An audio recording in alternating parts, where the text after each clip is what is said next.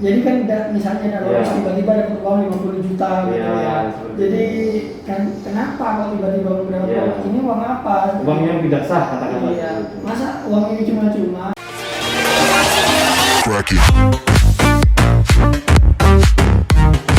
Assalamualaikum warahmatullahi wabarakatuh. Kembali lagi dengan saya Juno Takin di channel kita bersama Narasi News ID. Kebetulan pada siang hari ini saya ditemani oleh Kepala Seksi Pidana Khusus Kasipidsus Kejaksaan Negeri Situbondo, Bapak Reza Aditya Wardana. Ya, Pak Reza. Ya. Bapak Reza Aditya Wardana. Kali ini konten yang akan kita bawakan adalah edukasi. Jadi kita akan membicarakan terkait isu-isu yang lagi hangat di akhir-akhir ini, yakni isu dugaan korupsi, gratifikasi dan lain sebagainya. Jadi saya berharap channel atau tayangan yang kita siarkan pada hari ini bisa menjadi bahan edukasi untuk teman-teman, untuk sahabat-sahabat, untuk senior-senior dan untuk saudara-saudara, sehingga lebih tahu dan lebih berhati-hati agar tidak terjerat dalam kasus-kasus pidana, khususnya gratifikasi ataupun korupsi. Nah, selamat sore Pak Reza. Selamat sore. Nah, pada siang hari ini saya ingin bertanya terkait persoalan ASN dan potensi pidana yang bisa menjerat ASN itu. Jadi kan banyak nih, tanpa saya menyebutkan lokasi dan sebagainya, ada pejabat atau bahkan ada aparatur sipil negara yang terjerat kasus, misalnya kasus korupsi, kasus dan sebagainya, itu kan cukup banyak selama ini. Nah, yang buat saya penasaran dari dulu, apakah ASN itu sebenarnya boleh tidak menerima fee atau ada potensi pidana jika menerima fee seperti itu, menerima uang dan sebagainya? Itu mungkin bisa dijelaskan secara komprehensif, Pak Reza. Ya, sudah barang tentu yang namanya gratifikasi, suap menyuap atau pemerasan itu ada aturannya dalam Undang-Undang Tindak Pidana Korupsi. Selain itu juga ada aturan di Kitab Undang-Undang Hukum Pidana, yang mana berlaku asas lex specialis, maka sudah barang tentu akan diterapkan pasal Undang-Undang Tindak Pidana Korupsi. Tentunya dalam kasus suap menyuap, gratifikasi ataupun pemerasan ini sudah diatur dalam pasal 5, 6, 11, 12, 13 Undang-Undang Pemberantasan Tindak Pidana Korupsi 3199/2021, yang mana nanti dari putusannya itu akan bisa dibedakan penyuap aktif, penyuap pasif, pemerasan, dan gratifikasi. Terkait gratifikasi, apakah ASN itu diperbolehkan atau tidak, itu kita tetap kembali ke pasal 12 huruf B besar, yang mana apabila ada seorang ASN menerima katakanlah gratifikasi, itu bisa dikatakan gratifikasi apabila sudah dilaporkan kepada Komisi Pemberantasan Korupsi terkait penetapan status apakah barang tersebut berhak diterima, dinikmati atau tidak, yang mana nanti dalam keputusannya KPK menetapkan hal itu apabila ternyata dalam penerimaan tersebut dinyatakan tidak berhak, maka itu bisa dikatakan ada potensi suap menyuap atau pemerasan. Jadi seperti itu. Jadi tidak artinya tidak serta merta ASN itu tidak boleh menerima apapun, tidak seperti itu ya. Seperti itu. Jadi ada ritme-ritme yang memang harus diikuti. Nah, betul. Misalnya seperti ini Pak Reza, saya punya teman seorang ASN, kemudian dia mendapat sesuatu dari orang lain. Bagaimana kita ataupun aparat penegak hukum bisa membuktikan bahwa itu ada gratifikasi atau tidak di dalamnya? Nah, jadi gini, yang saya cermati dalam Undang-Undang Tindak Pidana Korupsi secara garis besar dapat saya bedakan menjadi 3 rumusan. Yang pertama kita bedakan dulu, apakah yang dimaksud suap menyuap, pemerasan, dan gratifikasi. Yang pertama, kalau suap menyuap sederhana bisa saya katakan antara pemberi dan penerima itu ada sudah kesamaan kehendak. Si A meminta bantuan kepada si B menyanggupi dan saling memberikan apa istilahnya, yang satu bantuannya berupa kewenangan atau melakukan atau tidak melakukan kewenangannya, yang satunya menjanjikan sejumlah uang. Jadi ada sama, gitu. Jadi ada kesamaan kehendak. Misalnya si A pengen jabatan lalu datang ke si B yang memiliki kewenangan untuk menentukan jabatan, membayar sekian sehingga mendapatkan, itu masuk suap ya? Itu masuk kategori suap menyuap. Jadi antara pemberi dan menerima ada kesamaan maksud dan kehendak. Oke. Oke. Itu yang pertama. Yang pertama, kemudian kita beranjak ke pemerasan. Nah, kalau pemerasan ini bisa saya katakan lebih ekstrim. Artinya si penerima itu bisa memaksakan kehendaknya kepada si pemberi. Nah, jadi katakanlah si A membutuhkan, ya biasanya uang ya. Kalau kita bicara sebenarnya tidak terkait uang saja, bisa fasilitas, bisa barang, bisa apapun. Tapi yang marak atau yang biasa sering terjadi kasus-kasus belakangan ini kan biasanya uang. Nah, si penerima ini dengan kekuasaannya memaksa si pemberi untuk memberikan sejumlah uang. Jadi perbedaannya dari situ. Kalau yang tadi itu penyuapan itu mereka bisa saya katakan satu derajat antara keinginan dan perbuatan itu bertemu. Nah, tapi kalau yang di pemerasan ini si penerima itu memaksakan dengan kekuatan atau kewenangannya atau jabatannya untuk mempengaruhi si B memberikan sesuatu. Jadi seperti itu. Jadi untuk pertama penyuapan ya, yang kedua, yang pertama suap, yang kedua pemerasan. Betul. Yang gratifikasi ini seperti apa? Nah, kalau gratifikasi itu kata kuncinya harapan. Nah, contoh seperti dulu ada Bapak Presiden kita menerima gitar dari grup band terkenal asal Amerika, Metallica. Nah, karena beliau waktu itu kalau tidak salah wali kota Solo atau sudah presiden, saya lupa. Intinya Bapak Presiden melaporkan penerimaan hadiah berupa gitar itu kepada KPK. Dan nanti KPK menentukan apakah pejabat ini, pejabat publik atau pejabat yang dipersamakan dengan jabatan publik ini berhak menikmati atau memiliki barang yang diberikan oleh pihak lain. Nah, itulah yang dikatakan gratifikasi. Di saat ada sangkut pautan antara si pemberi dan penerima, bisa dikategorikan gratifikasi atau bisa juga masuk kategori yang penyuapan atau pemerasan tadi. Jadi kaitannya ada yang namanya penetapan status benda gratifikasi. Itu yang menetapkan KPK. Nah, untuk ASN sendiri ada kewajiban untuk pejabat publik terutama mengisi LHKPN, di mana dalam per tahun pejabat publik ini mengisi LHKPN untuk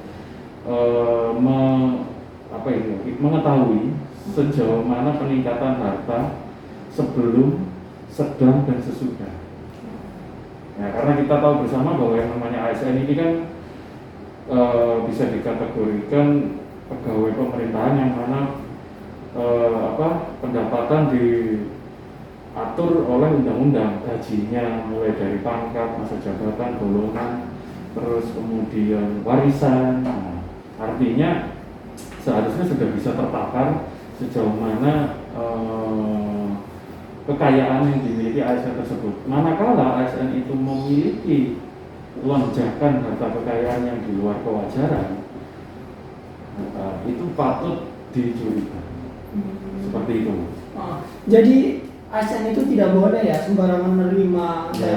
Jadi harus ekstra hati-hati kalau menjabat sebagai ASN seperti itu untuk menerima sesuatu. Nah, yang saya bingungkan itu Pak Reza, misalnya aparat penegak hukum, misalnya ada seseorang yang memberi, dia entah dia berharap atau tidak dalam kesempatan itu, yang penting dia memberi sesuatu. Nah, cara membuktikan, misalnya orang lain melaporkannya, pejabat publik A, dia nerima uang 50 juta dari seseorang. Nah, bagaimana aparat penegak hukum ataupun pelapor misalnya nanti yang pelapor ke KPK itu ingin membuktikan bahwa ini masuk unsur pidana atau tidak, masuk gratifikasi atau tidak, itu bagaimana? Jadi gini, kita kembali ke pasal 12 huruf B besar, yang mana terkait pembuktian gratifikasi itu patokannya 10 juta. Yang di bawah, kalau saya tidak salah, 10 juta atau lebih pembuktian suap dilakukan oleh penerima gratifikasi dengan menunjukkan, yang tadi saya sampaikan, status penerimaan barang tertentu oleh KPK. Nah, untuk kurang dari 10 juta pembuktian tersebut dilakukan oleh penuntut umum. Nah, jadi artinya sejauh mana penegak hukum katakanlah untuk menindaklanjuti kasus-kasus seputaran pemerasan gratifikasi suap menyuap, ya tetap kembali kepada hubungan antara si pemberi dan penerima. Cuma nanti cara memperoleh barang atau uangnya nanti yang berbeda. Kalau memang itu ada paksaan, berarti arahnya menuju ke pemerasan. Kalau itu ada kesamaan kehendak dan keinginan antara pemberi dan penerima, arahnya nanti bisa penyuapan, aktif pasif. Aktif pasifnya artinya pemberi aktif, penerima pasif. Kemudian gratifikasi, artinya dia menerima sesuatu barang atau yang dipersamakan dengan barang, misalnya berupa uang, ini ada harapan. Nah, kata kunci gratifikasi itu kalau menurut saya harapan. Jadi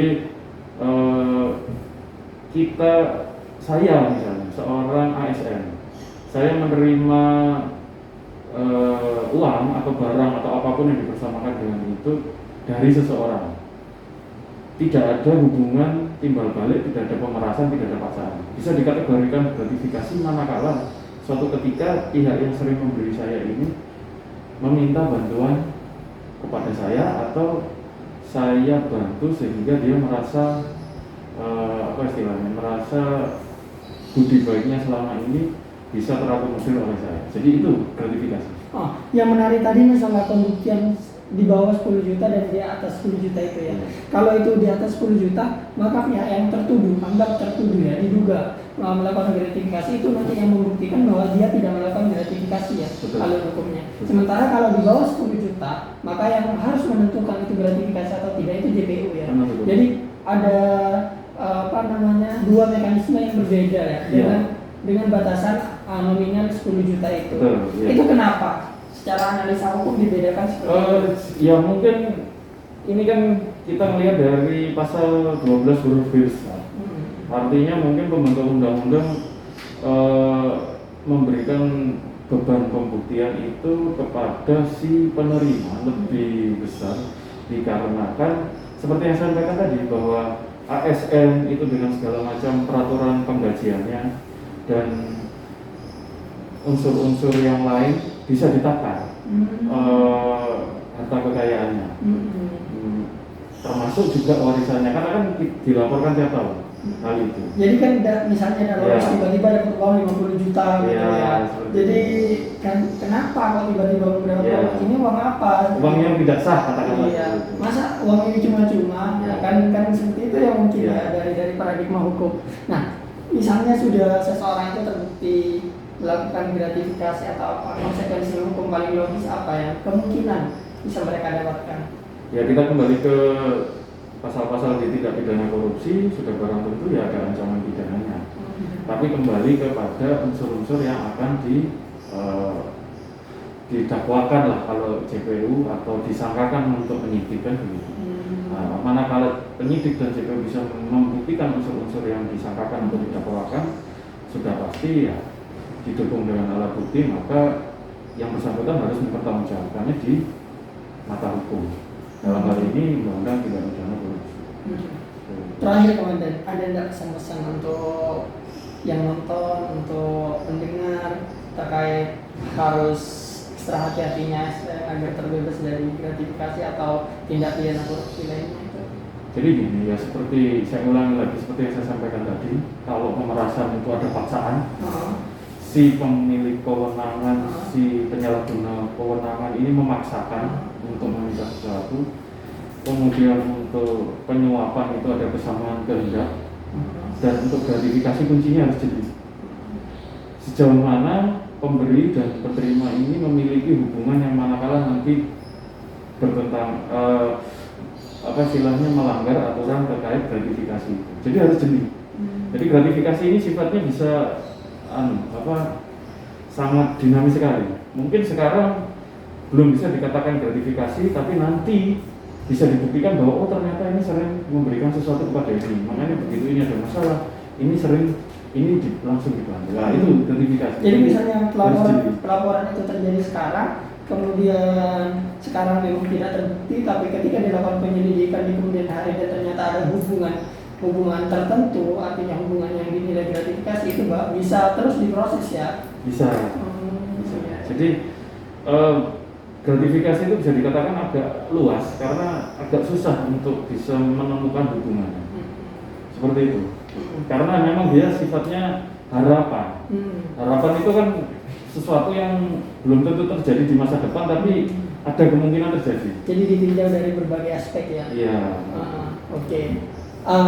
Itu mungkin ya penjelasan dari Kasivitus Kejaksaan Negeri Situbondo. Yang jelas teman-teman, sahabat-sahabat senior-senior, pada prinsipnya ketika ada dari teman-teman atau dari kita yang menjadi aparatur sipil negara, maka jangan berhati-hatilah. Maka berhati-hatilah ketika menerima fee, menerima uang atau menerima dana apapun jika itu sumbernya tidak jelas. Lebih selektif dalam menerima sesuatu, apalagi itu dengan nominal besar, karena bisa jadi itu merupakan dana yang pada prinsipnya, pada saatnya akan bisa dilaporkan dan melanggar tindak pidana. Contoh, ketika seorang tiba-tiba mendapat uang 50 juta misalnya, kemudian dia tidak bisa, seseorang yang dinilai gratifikasi itu penerima tidak bisa membuktikan bahwa itu bukan uang gratifikasi, sementara aparat penegak hukum atau pihak-pihak yang mempersoalkan hasil memiliki bukti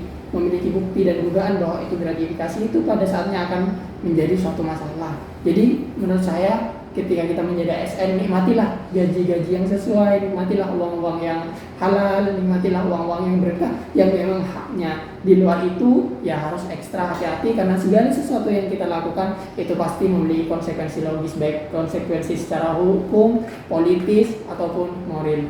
Itu saja mungkin ya.